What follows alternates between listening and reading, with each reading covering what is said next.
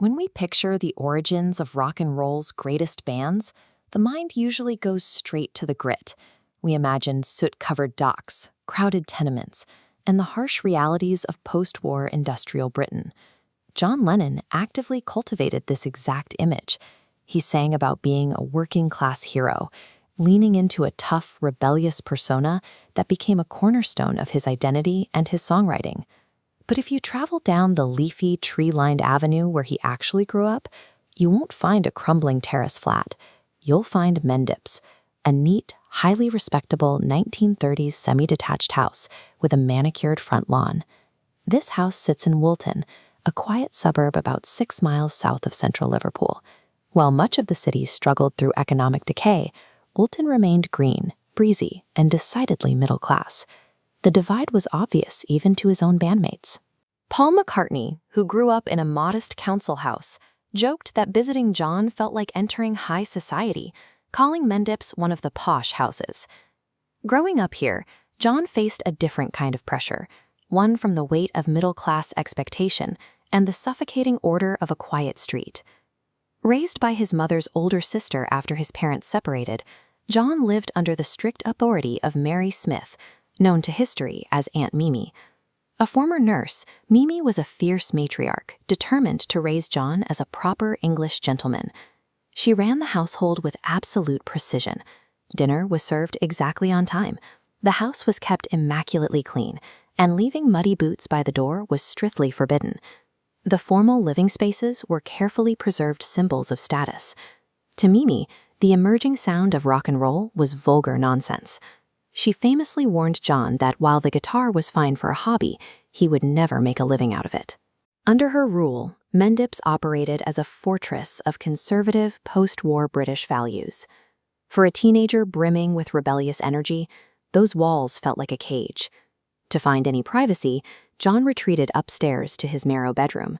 Surrounded by rock magazines and his acoustic guitar, it was his solitary space for musical exploration. Mimi's tolerance for music stopped at the front door. She refused to allow loud electric guitars or the scruffy presence of teenagers like Paul McCartney into the pristine sanctuary of her sitting room. They eventually reached a compromise. The teenagers were banished from the main house entirely and forced to stand shoulder to shoulder in the tiny, freezing, glass-enclosed front entryway. Standing in that enclosed porch, they noticed something unexpected. The hard brick, glass windows, and tiled floor created a powerful natural acoustic reverb. It amplified their cheap guitars and thickened their vocal harmonies. This drafty entryway became a makeshift studio where the hard surfaces added a natural echo to their harmonizing. It was here, crammed together in the cold, that they hammered out early classics like I Call Your Name and the opening fragments of Please Please Me. As soon as he achieved global fame, John fled the provincial conservatism of his youth, seeking complete artistic freedom in London and later Manhattan. Yet his subconscious remained deeply anchored to the neighborhood he left behind. Throughout his career, he frequently romanticized his suburban childhood in his music. Just around the corner from Mendips sat a local Salvation Army children's home where he used to play.